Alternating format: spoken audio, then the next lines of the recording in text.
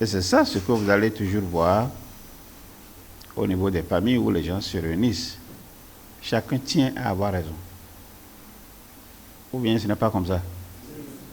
Oui, chacun vient avec sa raison et a même ses témoins pour dire, au moment où ça se passait, j'ai parlé à telle personne, il était d'accord avec moi.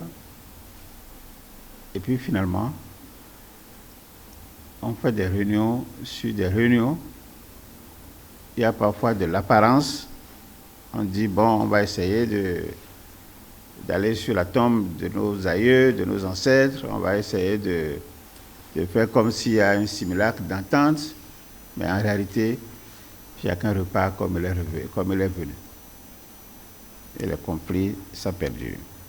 Alors nous allons remonter. Est-ce que ça marche? Il y a des précautions qu'il faut prendre. Il y a des précautions qu'il faut prendre. Nous allons rapidement voir ces précautions et nous en tenir à ce que nous avons dit. Et moi, je vais présenter peut-être après ça un outil simple et nous allons devoir partir d'ici. Donc, on vient d'écouter quelques expériences en matière de gestion des conflits. Librement, on a laissé la parole à chacun de nous présenter un ou plusieurs cas. Alors, quelles précautions il faut prendre avant de s'engager dans la gestion des conflits? Nous allons retourner au préambule et nous allons utiliser le préambule comme un support de référence. Et c'est en ça que je disais tout à l'heure que cette annonce de la formation, le test est très court, mais très ardu. Alors, quand vous regardez le préambule, on vous dira, voilà, je vais là-dedans.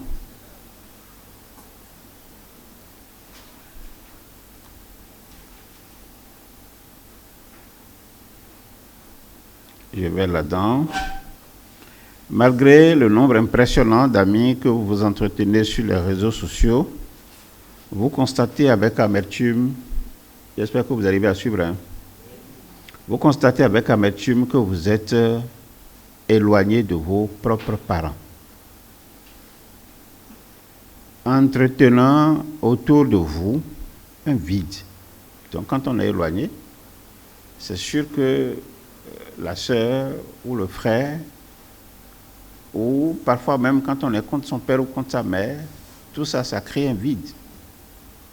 Et on dit ce vide, la haine ni l'isolement n'arrivent jamais à combler ça. Vous êtes dans la haine, vous pensez que la solution c'est de vous éloigner des autres, les autres s'éloignent également de vous, mais qu'est-ce que vous résolvez? Ça ne comble jamais ce vide. Or, qu'est-ce qui aurait été intéressant? C'est que si l'écolo prend son téléphone et appelle sa sœur, que sa sœur, de façon intime, puisse dire, mais Fofo, je voulais même t'appeler. Et ce n'est pas forcément pour poser un problème de cherche-moi des sous et tout. Non, ne serait-ce que pour te dire bonjour. Mais pourquoi la sœur va utiliser le téléphone forcément et ne pas voyager pour aller voir le frère? Et pourquoi le frère ne va pas laisser le téléphone de côté et voyager pour aller voir la sœur? C'est ça, l'isolement dont nous parlons, la haine dont nous parlons, ça ne peut jamais combler ce vide. Et je ne sais ce que ça représente, un téléphone entre deux frères.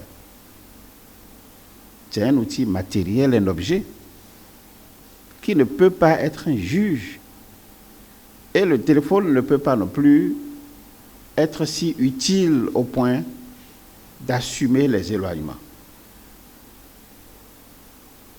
Vous voyez aujourd'hui parfois, dans certaines familles,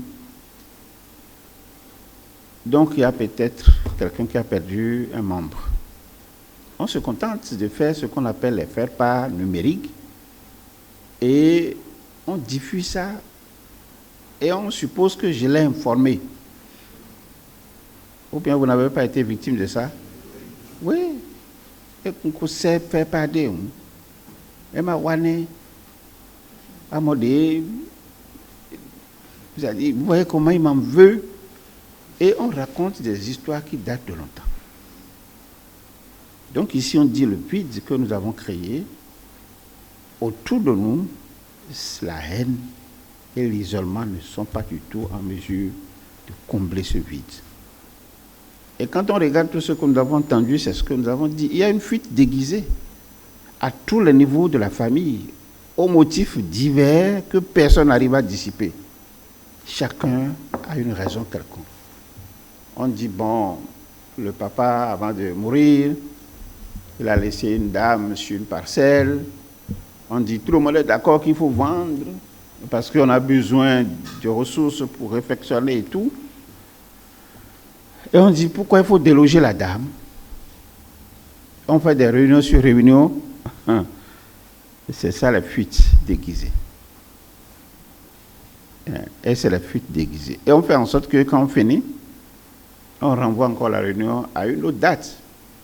De manière que les réunions deviennent interminables. Alors, la question, c'est comment remodeler les attitudes propres à chacun dans un tel contexte où le grand mur de la famille se fissure sous nos yeux. Mais quel est ce grand mur? Quel est ce grand mur de la famille qui se fissure?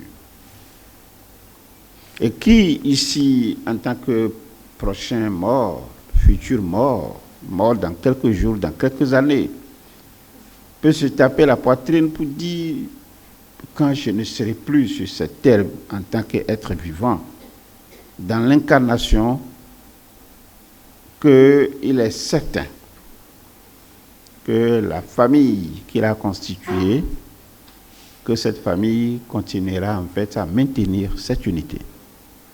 La personne. Puisque la situation ira de mal en pire. Ça veut dire que c'est un problème très sérieux. Et ce mur donc de la famille, ce grand mur de la famille, il faut qu'on arrive en fait à faire une description. Pour dire, s'agit-il d'un mur matériel, c'est-à-dire, comment on appelle le mur en fond? Expliquez-moi, dites. D'eau. Est-ce que c'est vraiment d'eau? Ou bien de quoi il s'agit de façon concrète et que ces fissures. Et quand on va commencer à interroger cela, on va se retrouver peut-être à l'intérieur de soi-même pour dire qu'il y a un véritable problème qui se pose. Alors, si le grand mur de la famille se fissure, ça c'est ce que j'appelle une réponse. C'est-à-dire que c'est là, le constat est là. Ce qu'il nous faut, c'est poser des questions. Et quelle est la question, ou quelles sont les questions que nous devons poser pour trouver une explication à cette réponse qui existe? C'est de ça qu'il s'agit. La dame, on dit, mais nous pose précoce. C'est ce que le frère Luc est venu nous dire. On dit, bon, on va chez le praticien, c'est ce que moi on m'a indiqué. Tu dis, bon, on va à l'église, on va chez le médecin. D'accord. L'enfant qui est né se retrouvait déjà en troisième. Et en troisième, on pouvait avoir au moins 12 ans, 13 ans, 14 ans, je ne sais pas. C'est ça, non? Et le monsieur, il est resté patient. Jusqu'au jour où toi, femme, tu es allée prier à l'église et tu as retrouvé tes règles. Et tu es devenue bonne épouse. Je crois que c'est ça, non? Tout ça, c'est des réponses. Maintenant, quelle question il faut poser? Et c'est ça réellement. Quand on ne pose pas les questions, on ne peut pas en fait arriver à résoudre un conflit. Mais il se trouve que tout le monde a des réponses. Tout le monde a des réponses. Et quand même vous appelez vos enfants à la maison, qui a cassé ce verre?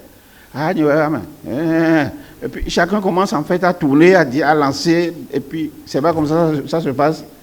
Chacun a une réponse. Maintenant, il faut qu'on pose des questions.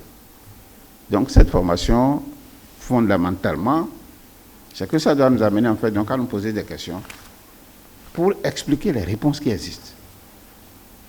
Alors à ce point de vue, nous disons comment nous allons remodeler nos attitudes. Et quand on dit on va remodeler donc les attitudes, ça veut dire qu'on va trouver un autre modèle. On n'a pas dit qu'il faut briser l'ancien modèle. C'est pour ça qu'on parle de remodeler. Alors si c'est qu'on devait laisser les anciens modèles, donc on va dire on va modeler nos attitudes. On dit on va remodeler. C'est là l'attitude, mais on va essayer de lui trouver une autre forme. Alors si je prends le cas de Kofi, il dit mais écoutez, moi je me suis marié à 2 enfants, à 2 femmes, pardon, c'est ça, hein?